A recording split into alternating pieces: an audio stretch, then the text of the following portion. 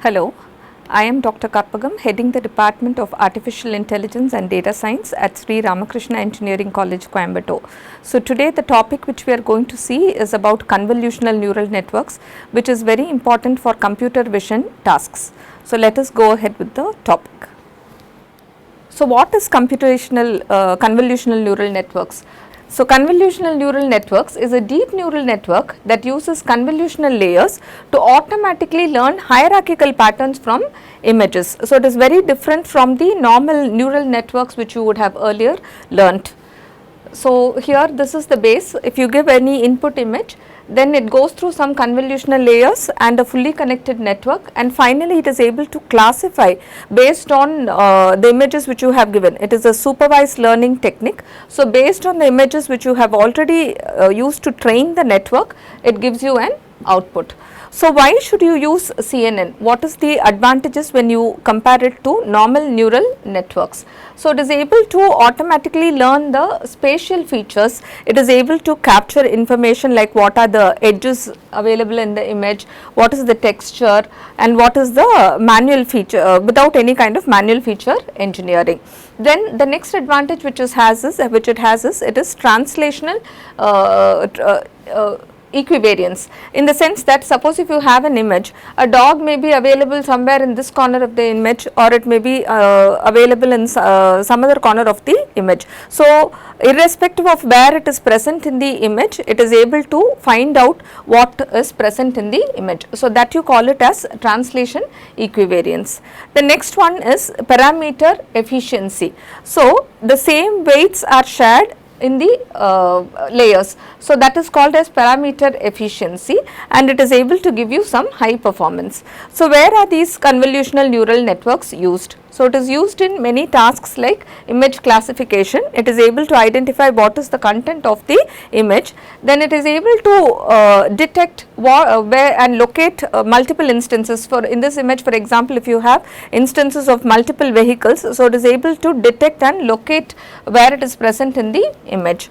And it is able to, you can use it for image segmentation, and you can use it for face recognition, medical image analysis, and autonomous driving. So CNN has vast amounts of examples. So you will be able to come across, once you learn this, you will be able to use it in many instances. So before going to understand how CNN really works, you should be able to understand how an image is represented in a computer. Of course, most of you all would have learned this before itself, but for those who are new, I would like to tell you. So this is a real world image. You are able to perceive the image like this, but inside your computer the image is actually stored as numbers.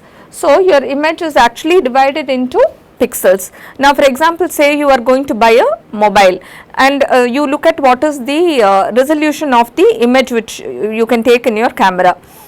Suppose say that you have some 1980 into 780, then that actually tells you what is the resolution of your camera. So it just means that there are so many pixels in your image. So each pixel will be represented by a number. Okay, now here suppose say that these are the pixels, then each pixel is represented by a number like this. So each of these numbers over here is actually a value. Suppose your image is a grayscale image, then each of these number over here represents a value between 0 to 255, where 0 represents black and 255 represents white. So this is how a grayscale image will be represented.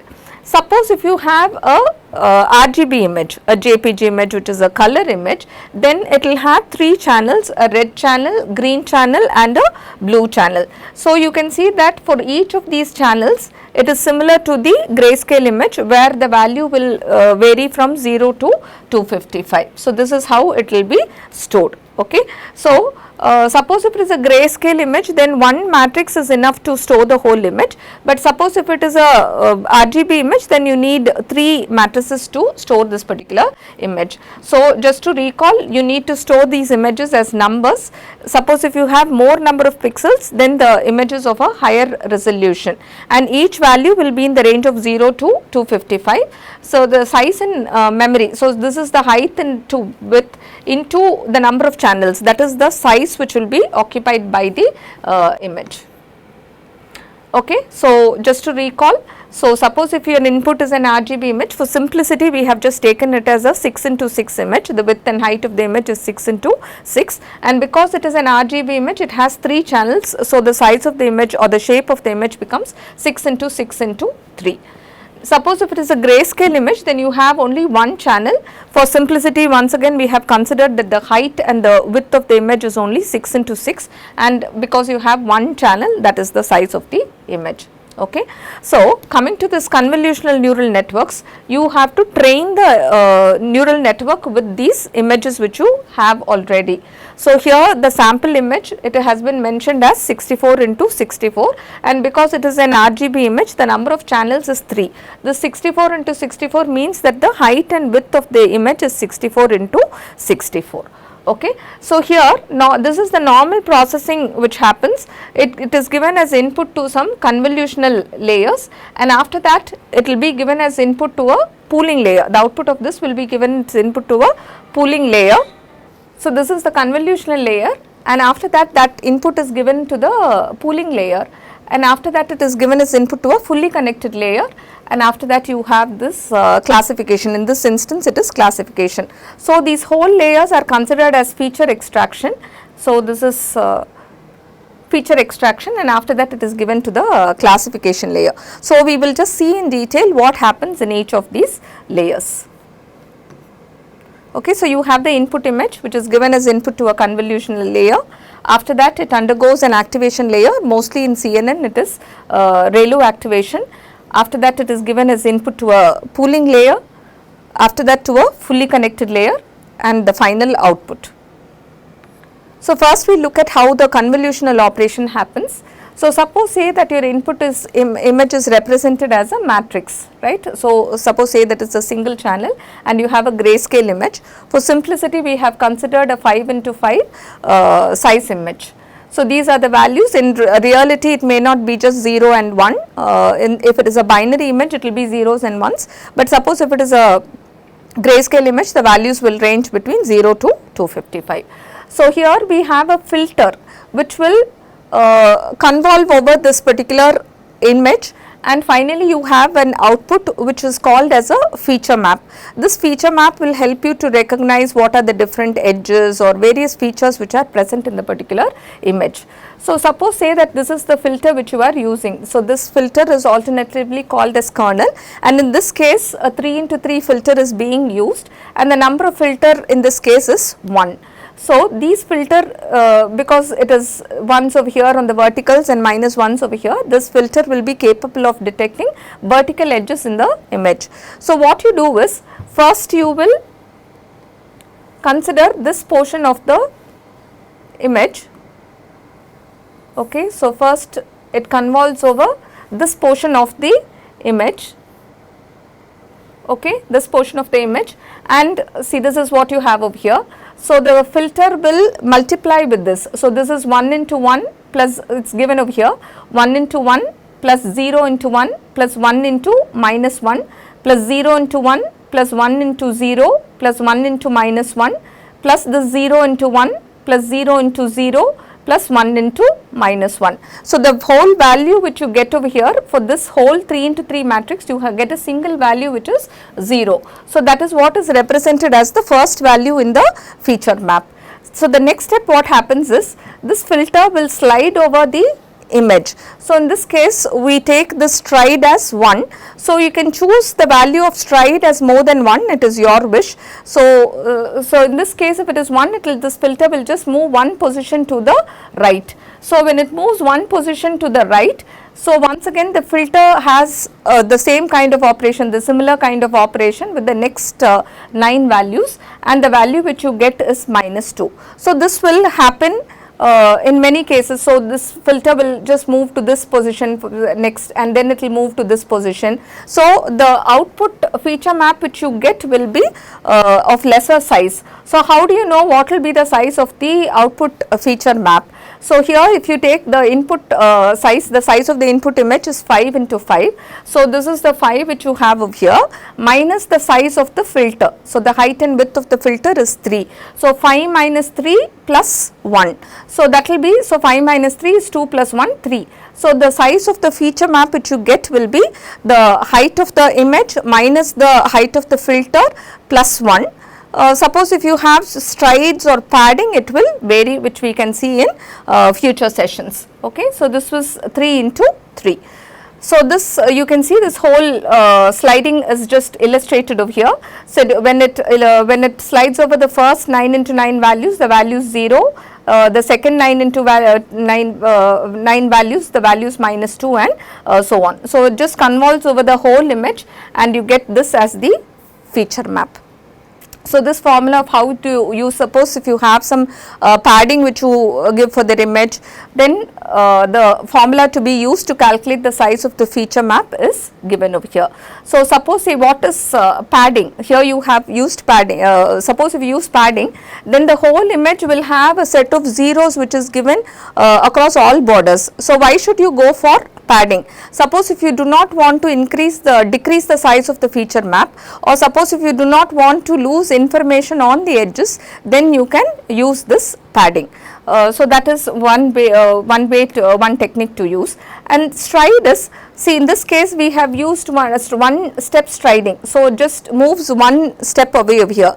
But suppose, say that if you do not want that many, the size of the feature map, if you want to reduce the dimensions, then what you can do is, instead of just striding by one step, then you can choose 2 steps or 3 steps, it's your wish to choose it. So totally, for calculating the size of the feature map, the formula will be, suppose the height of the h is the height of the image and w is the width of the image, and say that f is the size of the filter which you have used. So s is the stride which you are choosing and p is the padding. Okay. So the output size will be the size of the height of the image minus the size of the filter plus 2 into padding divided by the stride plus 1. Okay. So similarly for the width also, this height alone gets replaced by the width. So that is how you calculate over here. So suppose, say that you have multiple filters. In this case we are using only one filter. Suppose if we are using multiple filters, then the that many number of feature maps will be generated. So suppose if you are having 5 filters, then the size of the output feature map will be the height into width into the height into width into the number of filters. Okay. So that many number of feature maps will be there. Okay. So just because I showed you a 3 into 3 filter and we used a vertical filter which will find out what are the vertical edges. There are many other filters which are available. So see, you can use an identity filter, an average filter which will help you to smooth out all the values. You can use a Gaussian blur which will help you to remove noise. You can use an edge detection filter. We use an edge filter which will detect the vertical edges. Here you have these horizontal edges, right. So this is edge detection filter for the vertical edges. You can use a filter to sharpen, you can see the to emboss it. You can use a Laplacian filter for edge detection, Sobel filter, right. So different kind of filters can be used. Similarly, the filters need not necessarily be of 3 into 3 size. You can have a 1 filter, 1 into 1 filter, 5 into 5, 7 into 7, 11 into 11 filter. So the choice is yours. Okay. So suppose if you are using a larger filter, it can capture information from a wider area. Suppose if you are using a smaller filter, then it will help you to understand the small intricacies of the image. Okay. So that is the difference which you have over here. So what we had a look at now was how we operate at the convolutional layer. Okay. So we have these input image which is given as input to the convolutional layer. So here the example is given as a 128 into 3. So the number of channels is 3. So it is given as input to a convolutional filter, and you know based on the size of the filter, the size of the feature maps will reduce. So we have 126 into 126, and because we have 32 filters, the number of feature maps also becomes 32. Okay. So, after that the next step to do is this activation function. So, mostly in CNN a ReLU activation function is used. The purpose of using a ReLU activation is to capture the non-linearities in the image. Okay. So, here after that it goes to a pooling, we will come back to this next. So, first we will see how this activation function works. Okay. So, these activation functions, it introduces non-linearity into the network. So, it allows it to learn whatever are the complex patterns in the data, otherwise it will become a very simple learning process. So, this activation function is the one which helps it to learn complex information. So, here you have this input, and so this is after the convolution you have the feature map, and after that the next step is to apply the activation function, following which you will have the same size of the feature map. Okay. So, here a function will be applied. This function can be any of these functions. In this case we are considering a ReLU activation map, where the value which is considered will be maximum of 0 comma z. So, suppose if you have a negative value, then it will be converted to 0, otherwise it will take the positive value as it is. So, it is not only about ReLU activation function, this is simple and fast, and it also helps to mitigate the vanishing gradient problem, so which we can see in the future sessions. So, other than this you can also use a number of other activation functions like leaky ReLU, sigmoid, tan H, or ALU. Okay. So, here now for example say that this is the filter output of the filter which we got. So, when you apply this ReLU activation function on top of this, you can see that wherever there is a negative value it is converted to 0 and the positive values are retained as such. Okay. So, that is what you get as output of this ReLU activation layer. So, just to look at this, so we have completed this convolutional layer, and after that we have seen what is happening in this ReLU activation layer. The next one is the pooling. So, in this pooling what happens, you have this input feature map and you get a pooled feature map, a feature map which is reduced in dimensions with most important features is got as output. Now, suppose say that you have a feature map over here, and for this also you use a stride of, for example, your feature you can use a stride of 2. Okay. So, you can use either max pooling or average pooling. So, here in this case you can see that this is a 2 into 2 filter which is being used, right. So, you are using among these 2 into 2 values, suppose if it is max pooling you will take which is the maximum value, and suppose if it is average pooling then you will see choose which is the average value. So, here this among this 1, 3, 4 and 6 you are choosing only 6, among this 2, 0, 6, 1 you are choosing only 2. Similarly, out of these 4 you are choosing 3, and out of these you are choosing 2. So, this is what happens in max pooling. So, you can see that you have a feature map which is reduced in dimension, but it is retaining all the important features. Similarly, for this average pooling you can see that this 3.5 is an average of these 4 values, 2.25 is an average of these 4 values, this 1.5 is an average of these 4 values, and this 1.25 is an average of these 4 values. So, you can see that the stride 2 is being applied over here, which is meaning that after this 1, 3, 4, 6 we are not convolving the filter to the next 4 values. The stride is 2, so it totally skips these 2 values and it goes to the next 2 values. Okay. So, that is how it does. So, you can see that the effect of pooling is, suppose say that you have a 6 into 6 matrix over here, if you apply max pooling with the 2 into 2 filter with stride equal to 2, then after pooling the size of the feature map gets reduced to 3 into 3. Okay. So, the formula which is being used is the height of the input feature map minus the size of the filter plus, suppose if you are using padding, that is if you are using all zeros, suppose if you are using padding, it will become 2p. This p will be the size of the padding, and usually in this case it is 0 divided by the size of the stride plus 1. Okay. So, this max pooling or average pooling, it is applied independently to each feature map, and the common size of the max pooling or average pooling is 2 into 2 with a stride of, suppose if it is 2 into 2 with a stride of 2. So, that is how it is actually done. Okay. So, we have finished this convolution, we have seen what is ReLU activation, we have seen what is max pooling. So, see this, it need not be necessarily one set of layers. Once again the same thing can be given to another set of convolutional layers, max pooling and so on. So, in this case this is kept repeating convolution, ReLU and max pooling. So, finally it will be given as input to a set of fully connected layers which will help you to do the task which is given. Okay. So, what is fully connected layer? In fully connected layer what happens is, here you have the feature maps which you have as input from the previous convolutional layers.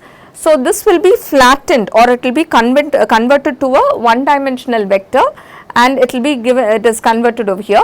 So, that is given as input to these fully connected layers which is able to classify the images into different classes, whether it is a cat or a dog or what is present in that particular image.